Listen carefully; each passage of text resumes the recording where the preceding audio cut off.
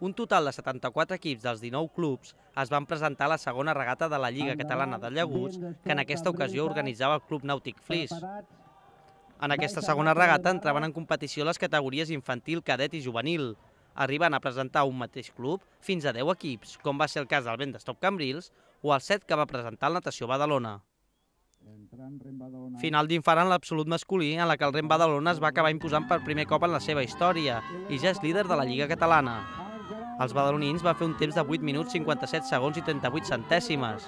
Molt a prop va quedar Empúria Brava, amb 8 minuts 58 segons i 34 centèsimes, mentre que la tercera posició va ser per Pescadors.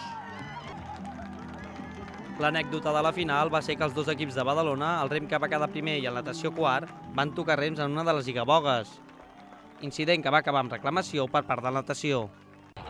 Ha estat una regata molt dura i el bonic de fer-ho aquí al riu ha estat que hem canviat la manera de fer la regata. Anaven dos equips cap a un sentit i altres dos cap a l'altre.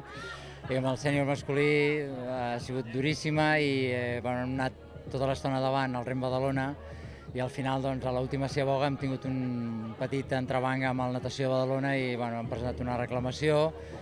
Anàvem davant, jo entenc també la natació, però, ostres, no sé, els he demanat comprensió per la situació. Ells han presentat la reclamació i després l'han tret i és d'agrair-los. Al final, victòria vàlida pels de Badalona, que tot i el seu bon inici de temporada, són conscients de que encara queda molta lliga per endavant. Sí, Empúria Brava, la natació sempre han estat molt forts, que potser no és que ells hagin baixat la guàrdia, sinó que potser nosaltres hem incrementat molt més l'entrenament i s'han igualat molt més les posicions, no? Però bueno, no està ni molt menys definit, està molt obert encara aquesta lliga, vull dir, és solament la segona regata i és llarga encara, vull dir que tots els equips tenim possibilitats.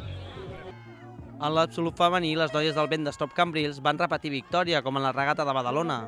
Empúria Brava i Natació van completar el podi, mentre que en les categories de veterans, Natació, Arenys i Pescadors van fer els millors temps amb els seus equips masculins, mentre que Rem Badalona, Torredembarra i Cambrils van ser les millors del veterà femení.